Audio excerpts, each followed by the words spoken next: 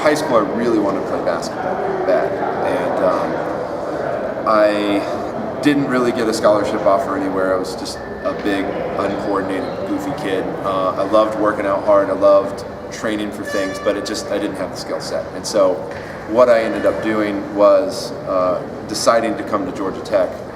And at Georgia Tech, I tried out for the basketball team there. Didn't work out. I tried track, and that also didn't work out. Actually, the track coach told me flat out, I did not have the athletic talent to be a Division I athlete. Probably wasn't my best day, but somewhere in your heart, you just know there's something out there for me. And sure enough, at somewhere in the middle of my sophomore year, I met a girl, and she was a rower. And she said, if you want to see me, you've got to come to rowing. You have to join the team. So it's fun. How many 6-foot-tall blondes do you really meet at Georgia Tech, right? So I joined the team, and everybody told me the same thing. Just give it 2 weeks. You'll love it or you'll hate it. And after 2 weeks, I loved it. And from there, my first season, usually you're a novice, a beginner, you row on the novice crew. I was fast enough, I was lucky enough to get bumped up to the varsity crew. We had some really great success. I had some great guys to row with. I loved our boat. Was just crazy big guys everywhere we went. We were just monsters. And I spent 4 years with a lot of those guys, and it was just one of the best times of my life. After college, I had thought about going on and pursuing rowing at a higher level, but a summer with one of the best coaches in the world, his name's Igor Grinko. He trained me at the Olympic level for a summer, and I came back from that summer going, I'll never do this, I'll never do this. And so I was kind of burned out, and I got done with my senior year, and I took about a year off. I started coaching, and that's where I fell in love with working with young people. And somewhere through the year, I just realized that every time I watch kids take a 2K, which is our version of physical testing, or every time I wanted to work out with them. I was watching them and I knew I should be doing it, or I was watching them do it and my heart would start to pound, and I knew I wasn't done. And so I moved January 4th, day after my anniversary. I moved out and spent the next 6 months in Philadelphia by myself before my wife could finish teaching, and we had to sell our house and move up there. So she stayed at home and finished her year teaching in Atlanta, and I moved up by myself for 6 months. Moved up with a bunch of other guys who were all 6'7", 6'8", 200-pound gorillas, and we just trained like animals. And I was fortunate enough to make the world's team. And my goal ever since rowing for Igor was to row in the U.S. quad. I made the national team and rowed in the Cox pair, and that was a whole lot of fun. But I wanted to be in the quad. I wanted to be a sculler. The next fall and winter, I started working towards that, trying to get up to the U.S. Training Center in Princeton, New Jersey. And in the process of doing that, I was stepping up my workouts, stepping up my intensity, and I blew my back out. And that was just a real hard time. Actually, one of the coaches, Chris Korzanowski, he was the sculling coach. I blew it out, and he said, just stop. Just don't try to keep making ground up. Just stop. Just slow down.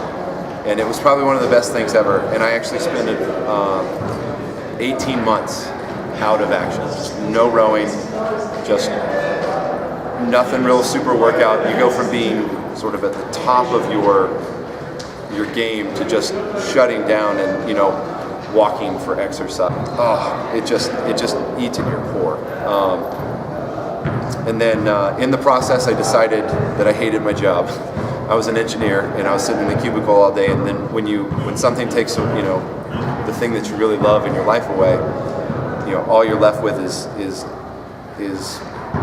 really what fills your day. And I just realized that wasn't the job for me. I wanted to become a high school teacher. We moved back to Georgia so I could go to grad school at Georgia State, get my master's at Georgia State. And in the process, I was like, well, I can row a little bit. It's gonna hurt.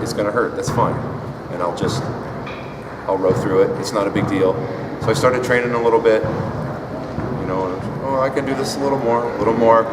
And I got up to where I could do, 7 or 8 workouts or 9 or 10 workouts in a week, which is about the level you want to be at to be an elite athlete. And I had to sit down with my wife one night and we just said, we've got 1 year left before the next Olympics. This is something that we should try for. And luckily I married a girl who had rowed, and I married a girl who understood the commitment, because it meant taking time away from grad school, taking time away from your life. It meant not making money. To my parents, it meant not going to have a grandchild for a while. All these things that you don't think about as a 20-year-old or as an 18-year-old. When you start to be 25, 26, 27, 28, these are things that are knocking on the door, and if you want to do them, they have time frames. But everybody said, you should do this. If you can do it, you should do it. And so I spent the next year with my friend John Warner, coming out to coach me every once in a while, and I don't know how, it's just some gear in your head. I got up every day, trained by myself, loaded my boat when it was time, went up to Princeton, did the races that I needed to do. I was just really fortunate to have that experience. In terms of injuries can just decimate you. And I think when you get an injury is when you find out how bad you really want something, because I went to 3 different doctors and each one of them said some different version of "you're done rowing." The first one I went to, he said, "You can continue to row. It's not like your life is over. Are you going to row competitively for 2 or 3 Olympic cycles? Probably not." And so it was a matter of how much did I really want to punish my body? How much did I really want to push myself? And I think that was, for me, a very defining moment. Am I willing to sleep on the floor a couple nights when my back is kind of out of whack? And if I am ever lucky enough to have a kid, am I willing to wince every time I want to pick him up and hold him? Maybe I want to carry the kid on my shoulder. Can I do that? Can I ever go backpacking again? And the answer for me was yes, and that totally made that decision. And so yes, to me it was worth it. And I was just lucky enough that the more I did, the more the pain went away, and the more that I did, the better it got. The more that I did, it was like an animal. I just kept feeding an animal, and like I said, I was very fortunate, and I loved every moment of it. But I knew when I was done. Here, as a coach, and looking at how other people think, not everybody is like you, because I walked into rowing and I said, okay, I'm here, this is a commitment, this is what I do. And not everybody's like that. To be successful, you have to have physical talent. But the ones who are going to be the ones to make it are the ones who are willing to sacrifice their time, or willing to sacrifice other things. They're willing to tell other people who value their time that this is more important to me right now. And those are the kids that'll make it. A few of them in your lifetime, truly exceptional kids to coach.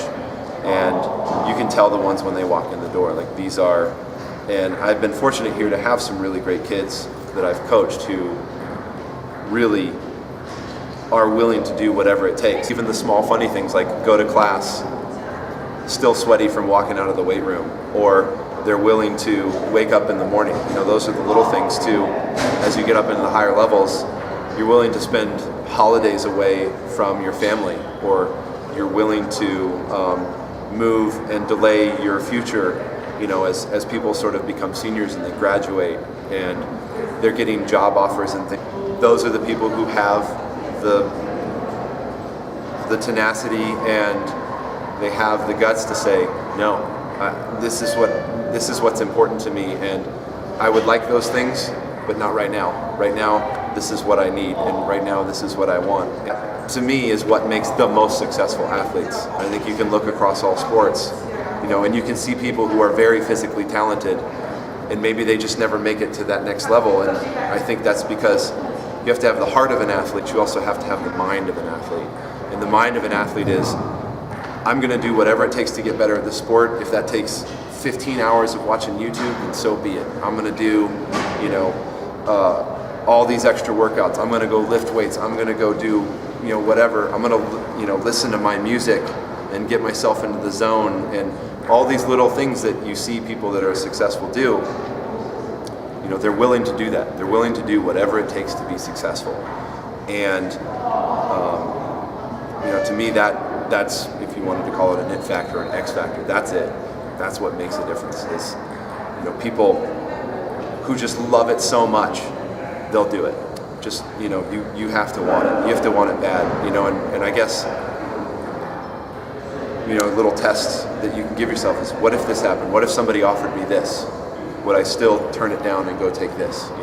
What if somebody offered me that dream job? Would I turn it down and still go do this? What if somebody, what if the person that I was dating said, you need to marry me or get out of it, and would you still do it? And those are the things that just make the difference.